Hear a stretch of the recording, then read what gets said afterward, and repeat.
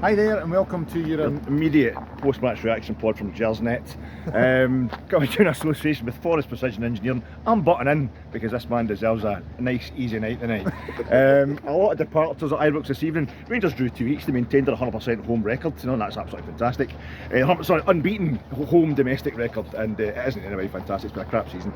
But a lot of departures, very emotional, especially Mr. Saturday Night, Scotty Arfield. But I am here with Mr. Thursday Night. You remember him from our Europa League adventures, and the Gersnet immediate post-match reaction pod wouldn't have happened without this man. He gets his Lambretta and Larbert, he gets his Parkers and Pomont, he gets his two-tone stylings for Tillicutry and Stirling. It is the Govan Rear Mudfather himself, Mr. Colin Armstrong, and his last ever Gersnet post-match reaction pod. It's a sad night, mate. How are you feeling? I was feeling fine till you done that. Credit where it's due, buddy. Credit where it's due. So last home game tonight for Rangers, obviously. 2 weeks with Hearts, disappointing end. Kind of sums up the season. Does aye. And so, probably no much point going too much about the game because it was kind of meaningless anyway. Goal in the first minute, goal in the last minute. Yeah, and a couple of goals in between. Alfie never got his goal, Arfield never got his goal, McGregor conceded 2. But probably best to talk about the departures. So start with McGregor, Hollander, Arfield, Kent, Morelos, 5 big names from the last sort of 5 years. I mean, McGregor obviously goes beyond that. He's the last 20 years. It definitely feels like a shift. A shift, and it's going to be a new beginning, a new era. It does kind of feel like the end of an era. There's no doubt about it. It does, mate. More ways than one. And so McGregor, I mean, he's a proper club legend. It's 5 guys, a massive part of 55, and 5 guys that Steven Gerrard brought in, or in case Alan McGregor brought back. And I think that was. I'm having trouble. You guys are probably the same. If you're at the place, you're at the stadium tonight, you're talking to people who are, you're not going to see them for the summer or whatever. There's that kind of end of term feeling almost. Yeah. Because we're not playing for anything really. No. So I was having a lot of chat with folk behind me, folk in front of me and what have you, but that's what we're doing for the summer and what have you.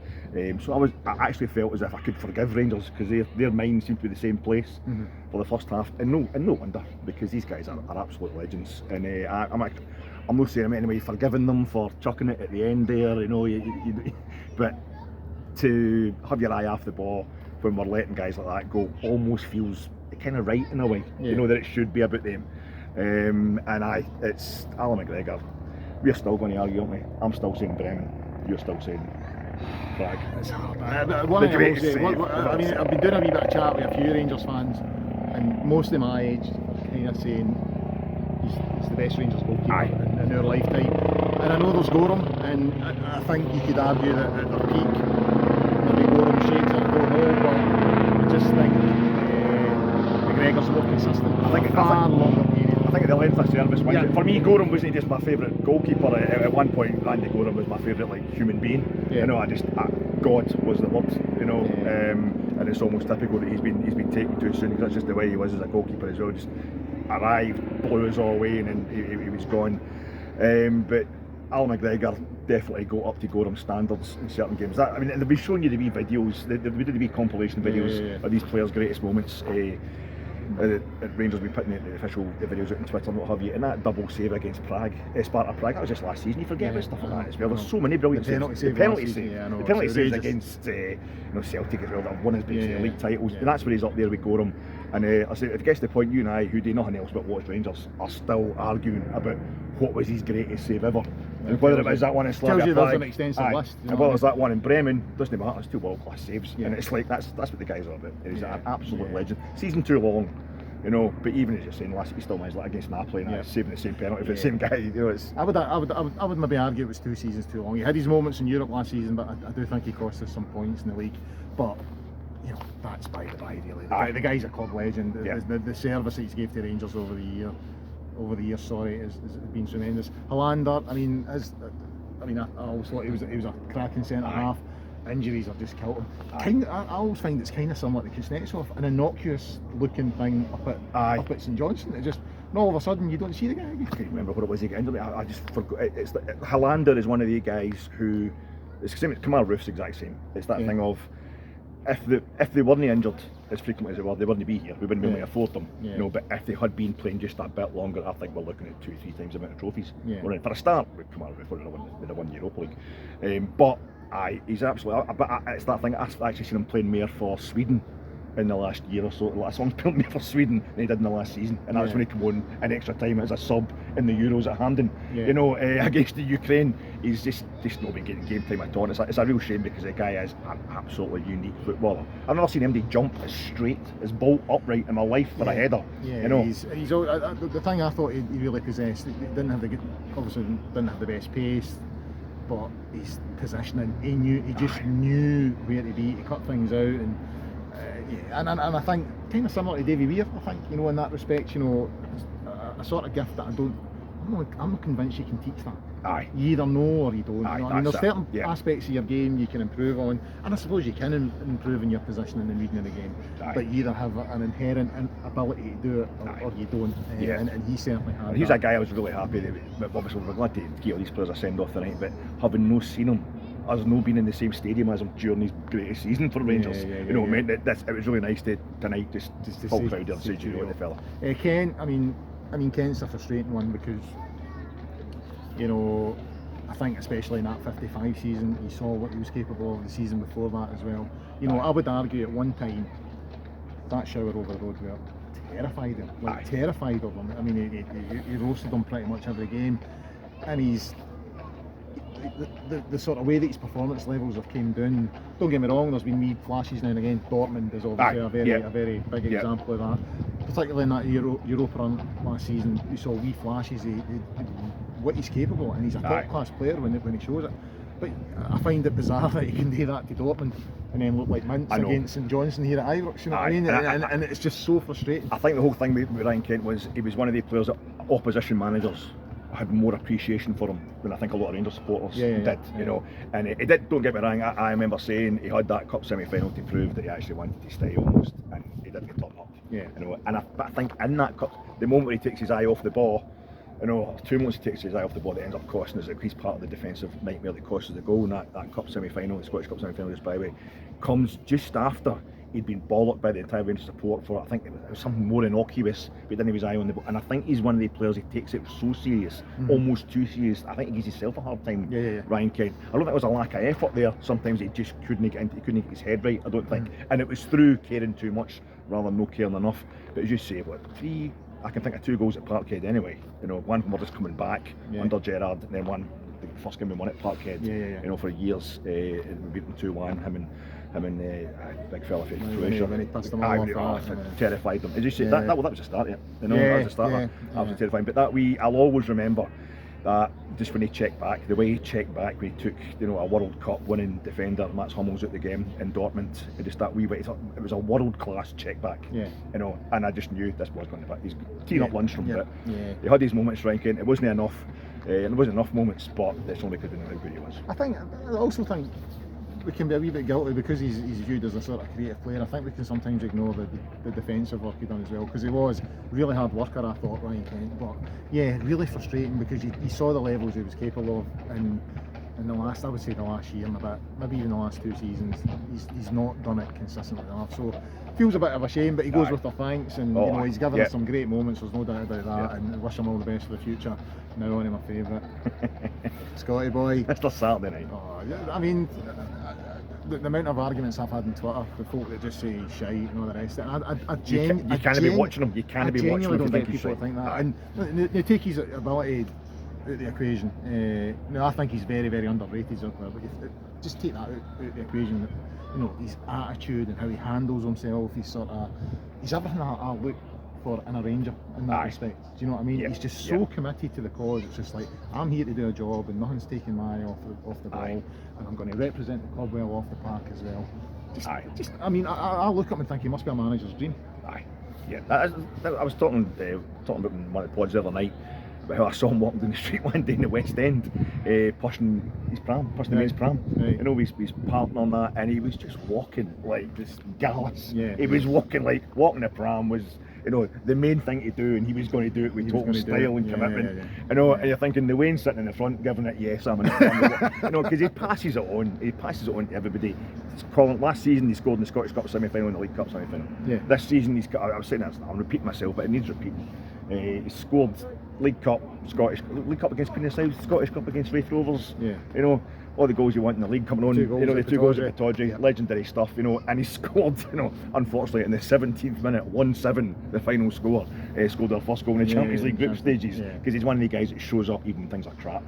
He always gives you a shift, and he's got nous, he's got skill, but the thing we always remember is he's just got, as you say, that winning attitude. He's a lovely fella, and he just gives a positivity, and you can see he doesn't have that thing where you can't imagine him being a clique. You better be in Scotty Arfield's clique. He's a one-man clique. You know who he reminds me of, and it's someone that's just left a club he's there for a while down south. James Milner. I think he's got a bit the James Milner about him. You know what I mean? I think he's held in that same esteem in the dressing room. And James Milner's the same. I speak to folk like James Milner's shite, and I'm like, you don't know football if you think James Milner. But anyway, that's by the by. I mean, I've loved having Arfield at the club. I really miss him. Really disappointed that we never got another year at him. I mean, I heard a wee rumour that he was looking for 2 years, and that's what I don't know if that's the case. But he's a guy who deserves to play as much fit as he can. And I think it's somebody that we're all going to want to see him enjoy. The last of his career. But I'm thinking Livy.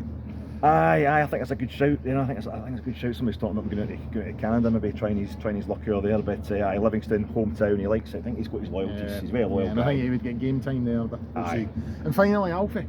Alfredo. I mean, I've been quite critical of him in the past. I don't know how to fix his tripod, and I would say with some justification. Again, another one who, of late, over the last year or two, you could argue has not shown what he's truly capable of. I think obviously his physical condition has deteriorated. He doesn't look fit. There was one the night when he was clean through and goal. And he's just you're like, he's not doing that. You know what I mean? He's just not getting away for the defender. I know you're a bit younger. I mean, you remember Andy Gray's debut? I remember Andy Gray. And he get picked clean through on goals at a hand. It was a semi-final, I think it was against Hearts. League Cup semi-final. They won anyway. Andy Gray, Rangers legend, and the ball get picked through, and then Kenny Black gave a 10-yard start and walked back and took the ball. We're like, yeah, come on, it's going to take it out. But that was him at the end of his career, and he'd been out for about 6-7 weeks. Alfie's only 26. Alfie's we're talking about how MD kind of appreciates Scotty Arfield, doesn't he really know football? Well, MD who doesn't know why we get angry at Alfredo Morelos, doesn't know football either, but also if you don't know why we don't love him, he's a spoilt toddler, cute as a button. You want to just give me big cheeks. I'll always go back. I'll always go back to your hair as well. To that 2018-19 season, the Europa League. The goal against Porto and Feyenoord especially. No, he's got other great goals. There's no doubt about that. But at that point, he looked sort of. You think we're cashing in big style here. And the thing is, Colin, we're at a position in our history, and this is the thing with all these guys, 55, we've been frustrated with them the last couple of seasons. We've been frustrated with the whole club in the last couple of seasons. But that was such a draining moment. That was everything was pointing to that. Everything in even the supporters' kind of energy. We need to get this league title back. Never mind the Stoke 9 in a row, 10 in a row, 8 and 3/4, whatever it was. It was just about getting a title, and they got it. And I think there's been a real reaction to that, just in everybody's legs. It's so draining. It needs a complete reboot, But you couldn't have done that at the time because the guys just won your league with an unbeaten record. But also the way the club was regarded as well, the way the atmosphere, the landscape changed when we come back up. People weren't wanting us to come back. And Alfredo Morelos, it was mainstream, systematic, out and out racism. You know what I mean? Absolutely. I've never seen or heard anything like it. And there was times that we were probably here at with Alfie for overreacting, whatever. But I maintain that a lot of those times, he was the only guy that realised, or that knew how to react to the fact these bampots hate us. He knew. He comes from a different country and everything. You know what I mean? He saw it for what it was. And he's like, I'm going to give some back. It wasn't very good at it. It wasn't very subtle. Got to sell centre halves. He seemed to be selling the jerseys a lot of time. But a lot of times, I think he really did take the way the support was getting treated, the way the club was getting treated. He almost took that in his back a lot of time, Alfredo. And my gratitude to him is eternal. Some man. One of my favourite moments with him is that photo when he scored against Motherwell. in the photo he's giving it to that, and there's like a sea of Neds in the middle and giving him the hand signs and all, and he's just like, fucking have that. He did it everywhere. It was like scored against Ayr United in the cup and all that. I mean, he wasn't snobby. He didn't have to have a big team. You know, he would get it up. MD would give him any of it. You've seen the night getting in about Stephen Naismith. He was in it, he would having to get pulled back and all that. Like a prick was he tonight, by the way. Honestly, just when I'm bringing myself around to the fact that he's not that bad, he goes and acts like a total prick. So Stevie Naismith, you're a prick. So another departure of the night, Tina. I know, unbelievable. Tina Turner. It's an emotional enough night. You know, and that's me. I know people say I'm not bullshit elements when it's just total. Sorry. I know. Strictly speaking, she never had any connection with the club. Although, she did drink in the Gersnet bar now and again.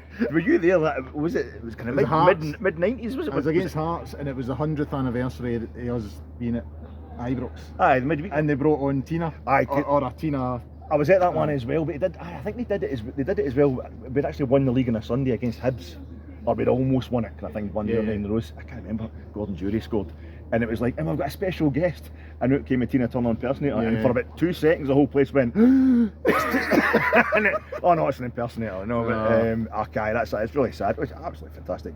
Just fantastic musical artist. Fantastic she was certainly better than Jerry and the Pacemakers. Let's have it right. Aye, damn right. You know what I mean? Damn way right. better. So a wee bit sad.